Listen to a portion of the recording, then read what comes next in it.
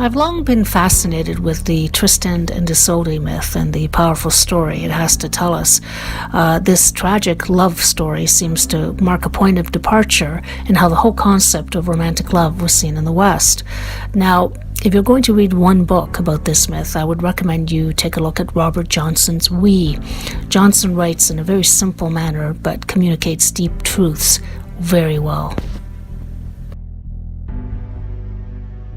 There are many variants of this story, as is usual with these myths, but the general one goes something like this. First of all, Tristan is an orphan, and this is important because his parents represent the old order and they have died, and Tristan is representative of the new man and the new order that is about to come into being.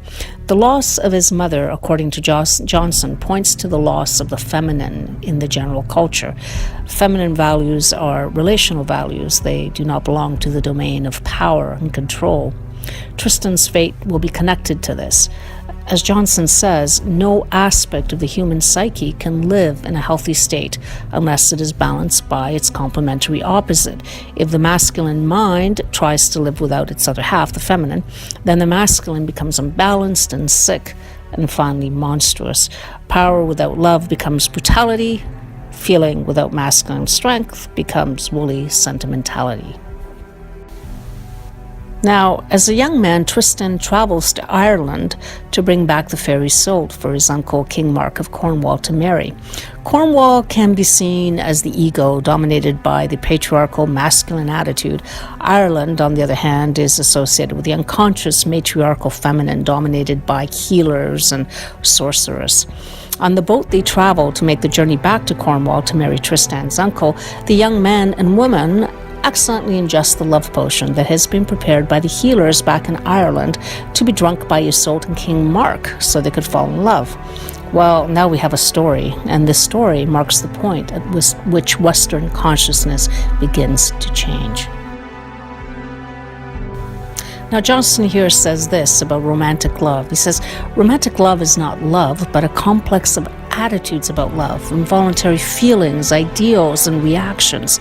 Like Tristan and Isolde, we drink of the potion and find ourselves possessed, caught in automatic reactions and intense feelings and near visionary states. The potion releases them from any care or responsibility that is not their torrid love affair. What does this mean? Well, it appears obvious that those who fall in love fall into a kind of reverie where the only thing that matters is this overwhelming feeling.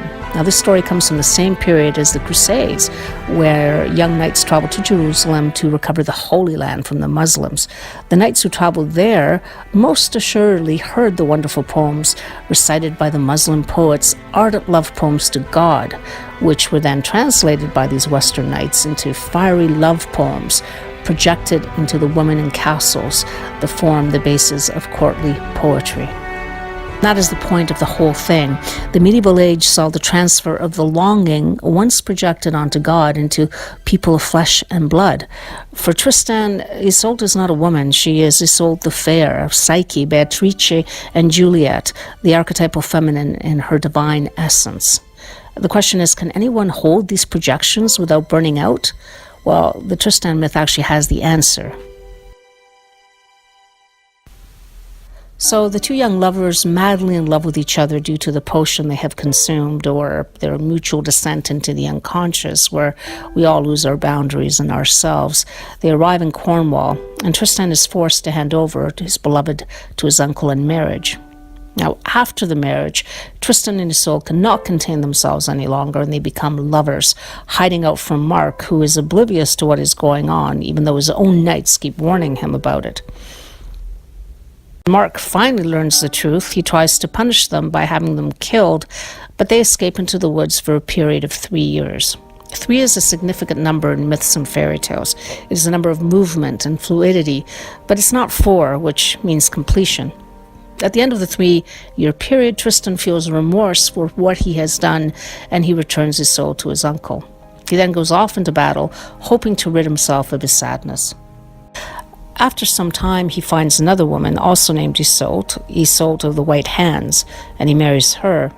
Now, what is going on here, you may ask? Why does the story have 2 women with the same name? I think it may be pointing to two kinds of love. One is the earthly love, the one that Johnson calls staring at the oatmeal, and that's the kind of love that Isolde of the White Hands can give. And the other is the heavenly love Tristan has projected onto the Isolde the Fair, who has married his uncle. That kind of love can't be realized on earth. Eventually, Tristan once again runs away to find his real love, his uncle's wife, but as he waits for her, he is tricked into believing she will not come to meet him, and he dies. Once she arrives and finds him dead, she dies also, because love like this can never be realized on earth and can only be realized in death. Tristan has made the most impossible demand, that a woman of flesh and blood live out his longing for transcendence, for something beyond the limitations of the ego, for something beyond the limitations of time. No human being can do that.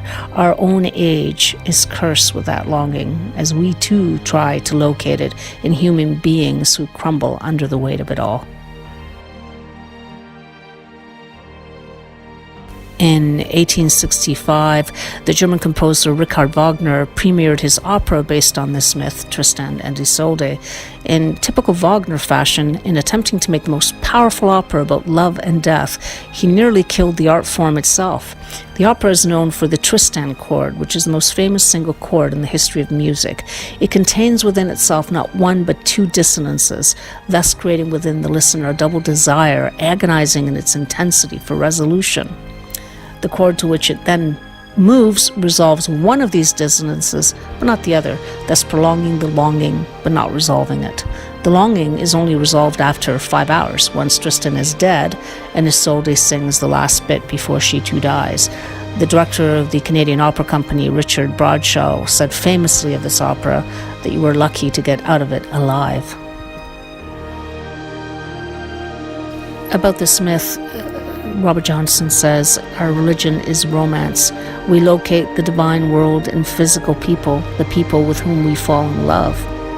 And any psychologist who asserts, after consulting his telescope, that the divine world can't really be found in romance is likely to make people angry and be branded as spoilsport, if not a heretic. The tragedy of Tristan, he continues, is that he refuses to live while he is yet alive, and so he has no human life or human love. This is how his life becomes a living death. His fate, I think we avoid it by referring to Robert Johnson's phrase, stirring the oatmeal. We avoid it by connecting in a real way to those people who are in our lives without burdening them with our projections, without expecting them to hold what belongs in the transcendent realm.